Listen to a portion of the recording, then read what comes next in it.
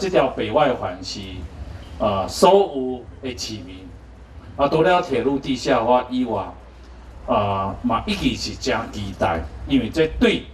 整个台南市不管是东西向到南北向的交错，那有产生非常大的这个交通运输的功能。尤其这条做完成了后，对咱整个核心市区，跟咱规个台南市的连接，那个交通的便利性是大大的提高哈。这一段呢，是从这个新港社大道是联络道，做到这个台江大道，其中呢，在长河路呢有交流道，所以呢，未来呢，这个车子呢，从永安路、长河路的这个交流道上来呢，就可以直接进入南科，那可以说可以非常快速呢就到达我们南科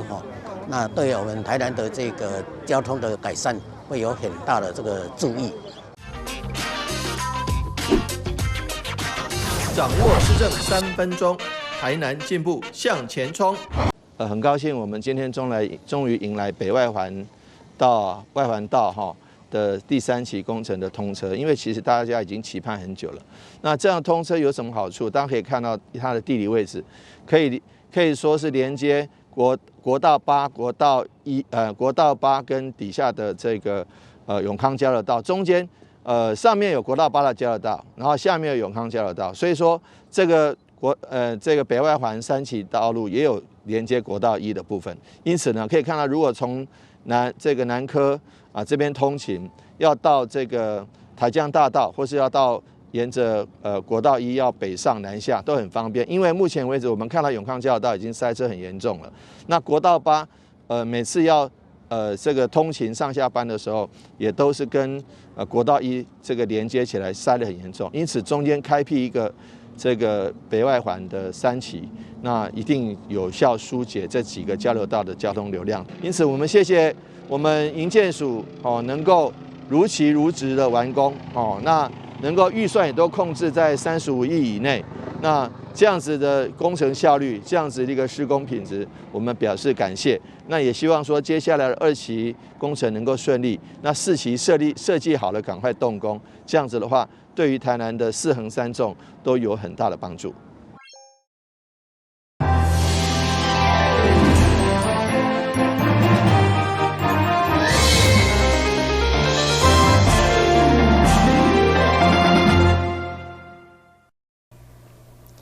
你好，是各位欢迎收看中嘉台南电视新闻，下面有一连串的新闻报道，带大家做回来关心。Mr. 柯哈先生17号下晡，伫伊的脸书粉丝专页公开发布一篇47秒的影片，以专版在地上好人为主题，内容中交通界接受访问，评论台南的房价直直起，少年人上班族却买不起的影音画面，甲交通界向监察院申报的财产资料真假，企图抹黑制造谣言来攻击伊的名誉甲清廉一事。交通界18号下晡委托发言人童晓云，以意图使人无当选，甲工人诽谤到莅林派出所报案。今天进行18号在这边进行提告，正式提告，因为选举不可以没有人性，选到这种程度，你应该是候选人回归我们的正常面，我们的政治，我们的政见，这个才是最对人民是有福的，不是用侧翼用这些网络的霸凌来糟蹋我们的候选人，不可以这样子，真的不可取。涂晓云质疑根本是对手候选人所发动的攻击，呼吁用这款抹黑的选举方式，将败坏台南市的选举风气。台南新闻军职采访报道。穿着学校的衫，台湾基进党台南市东区市议员候选人李宗麟活力十足的拍着排球，这是意味着要支持18岁公民权，特别要来教少年学生共同翕影片来宣传。我们东区其实是一个人文荟萃的地方啦，那我这次其实是最年轻的市议员参选人。那东区有很多的高中，比如说台南一中，然后这个长荣中学，然后光华等等的学校。那这些学生，我们发现他们也都非常的支持18岁的公民案这个公投案。那我们希望，我们也举办了非常多的讲座，甚至带这些学生到街头上去宣讲，到市场里面去扫街，然后来拜托我们的这一些前辈来支持这个公投案。学生的这一些感染力也感染到这些长辈，让他们觉得说世界是由学生来推动的。李总领呼吁大家爱予少年人一个机会来参与政治，予因更关心这个社会，所以大家年底一定爱投票支持18岁公民权。台南新闻综合报道。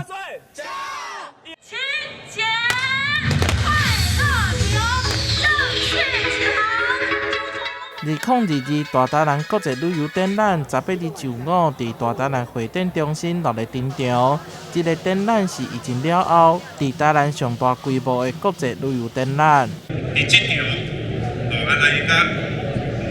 200几台的单位，互大家伫台南的民众，将咱的时速优步是咧各地方的观光产业、观光圈。来相关的产业都会当来将它推广出来。台湾的旅宿一直在蓬勃发展。在2020年初发生的 COVID-19 的时候，事实上大家也都是惶惶不安。但台南市能够在2020年、2021年一直逆势成长，所以说我们希望今天的开始的旅展能够让更多市民朋友们，还有国人同胞，还有来自海内外的好朋友，在我们177个摊位里面。来自17个国家的代表里面，都能够看到台南的成长茁壮进步，以及台南的好山好水和美食。经过3档的疫情，加上旅游旺季马上就要来到，业者拢推出好康优惠。除了有台南9间车间饭店参观联合促销，更有国内旅游的业者直接优惠到7折，还佫有一个国内外旅游行程会当挑选。另外，来踅展览嘛有好康。只要伫展览期间消费满5000块，就会当抽日本来回机票，还佫有限量福袋，上大奖有饭店大房券等等。展览为今日开始，展出到11月21号，想要出去佚佗，就趁此机会来抽好康先荷包。台南新闻杨顺怀采访报道。随着疫情的趋缓，观光产业开始迎接复苏的商机。疫情过后，旅游潮嘛开始展现，尤其旅馆业者更加是台南重要的一环。市府观光旅游局伫去年办理优质的旅馆认证以后，今年更加扩大办理优质的民宿认证计划，总共吸引248人次的业者参与，显示台南的民宿业发展加热情。台南市其实在这2年多的疫情我们基本上呢是逆势成长的。我们跟其他的城市比起来，不管是国内外，台湾也是国外的一个奇迹在全世界。那台南在观光旅游、休闲产业更是另外一个奇迹虽然在2、3级的时候大家非常的辛苦，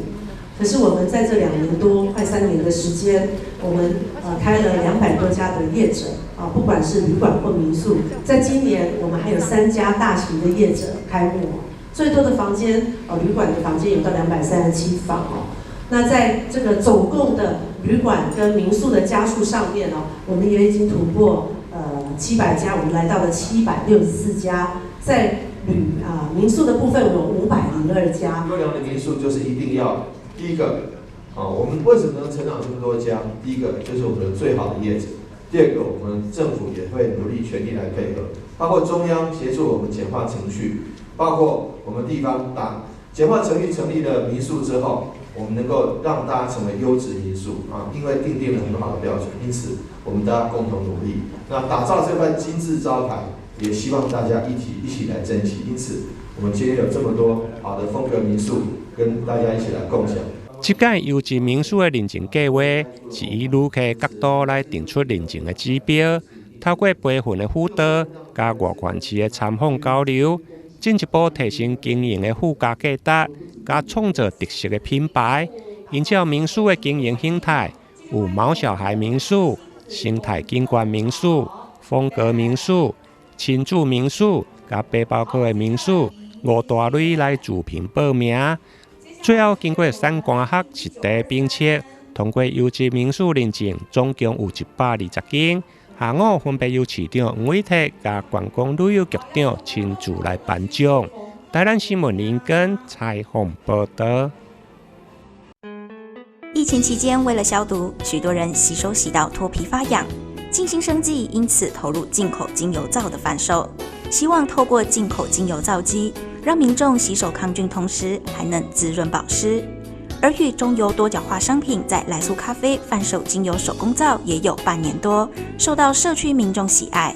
但面对突如其来的疫情高峰，原本买咖啡送的是脸部美容保养，顾虑有人对在公共场合脱口罩进行脸部保养可能会有确诊风险，在疫情稍缓的暑假期间，改推买咖啡送亲子手工皂课程，一方面提升加油站的咖啡业绩，一方面也让静心生技的后疫情时代，透过多元创新的精油手工皂课程，结合社区客群做推广。其实，在疫情之后，其实我们这个美容的行业已经就是因为戴了口罩就没有办法做脸。那其实我们在这段时间的经营的时候呢，也非常的辛苦。那几乎想说啊，不然就找一个方法，怎么来接我们这段时间没有办法，就是说脱口罩的一些行动的美容哦，还是做一些美容护肤的部分哈。那我们为什么要来转介在这个精油皂里面？因为精油皂本身就是在做清洁，我们想它变成说让推广这个，让学员他们除了说精油皂学完之后怎么使用，然后教他们做一些手作，除了这一份的这个一些手作的收入以外，然后我们也让学员就是延续让他们经营一些这样精油皂，怎么在家里自己创业做小型的一个创业，或者说他们怎么在那个团购里面去做，跟很多团的团主呢一起来合作卖这些精油皂。国师的精油皂是很天然的，洗后很滋润保湿，是值得推荐的伴手礼盒。那疫情期间呢，我就跟公司批来卖给朋友，增加一点收入。为了让公司的收入不因疫情中断，原本主攻行动美容师培训的静心生技，不得不停下许多美容师的培训业务，转从零售精油皂，再到手工皂教学。除了来素咖啡，静心也与市民学院合作，让参与的学员有机会创造事业第二春。有一天我开电视起来，我看到阮隔壁里活动中心伊咧推广2度就业，2度就业伊内底都有咧讲到行动美容，有咧学精油皂，这是我真兴趣的，所以我就想尽办法去报名。我起头我是送给朋友。朋友感觉我这个物件真好，手工精油皂，所以又叫我回去做来卖，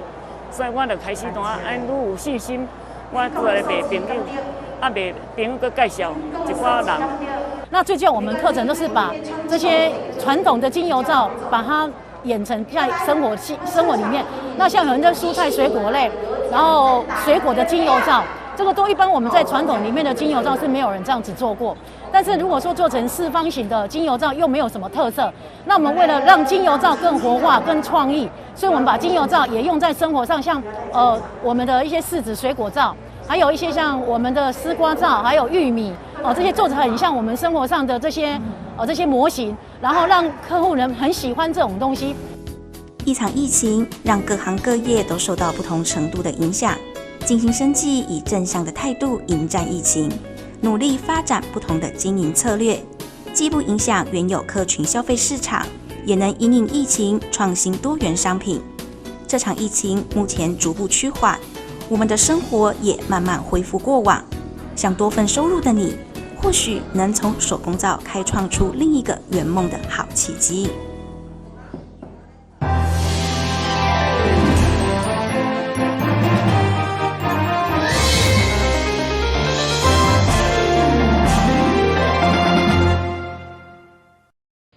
为了推广地价文化，台南市地价促进会每时当拢会伫古节举办洗澡茶会。去年因为疫情停办，今年已经第18届。该会以一人一景的方式为主题，参像安尼邀请地价师设计无同款的地色，互民众用安静的心，伫古琴的音乐甲古节的气氛当中，好好来享受地芳。利用在安平古堡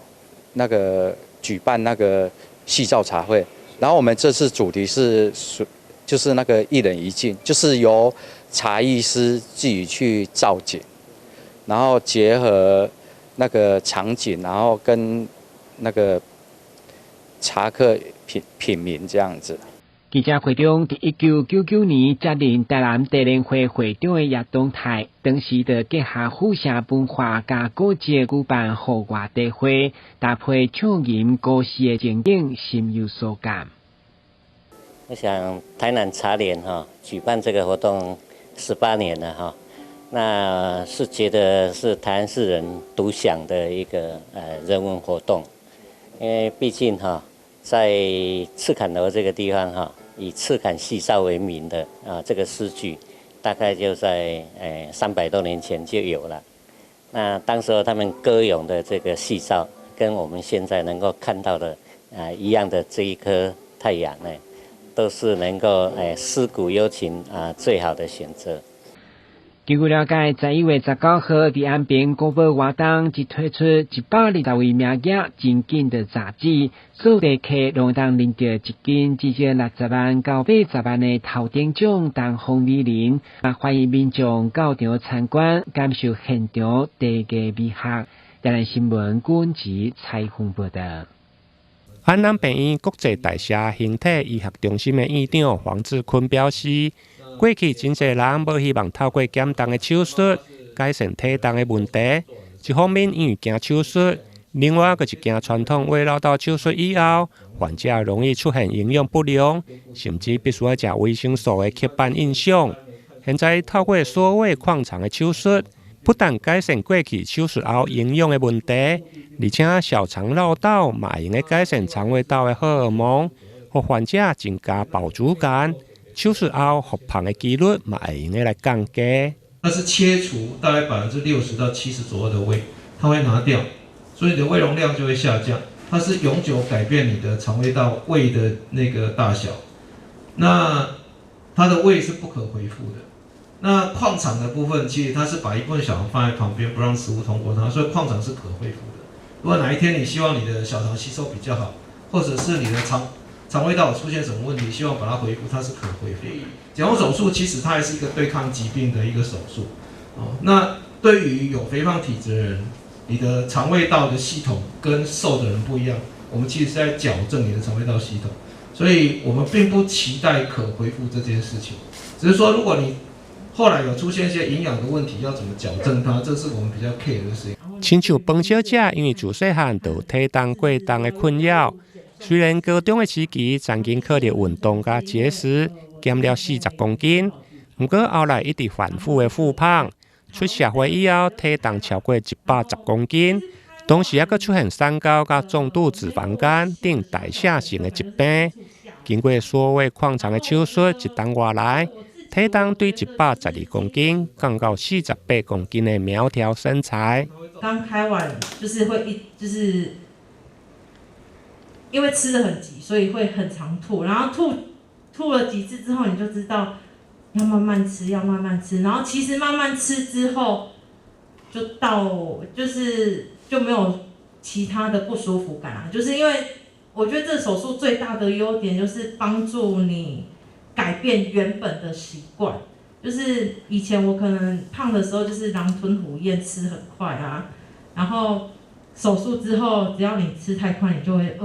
好像有点要吐出来。所以你久而久之你就知道，我要慢慢吃，要慢慢吃，要慢慢吃。彭小姐减重以后，不但衫裤减了5个尺码，而且三高甲糖尿病等代谢疾病嘛恢复。后来嘛建议家己的妈妈做同款的手术。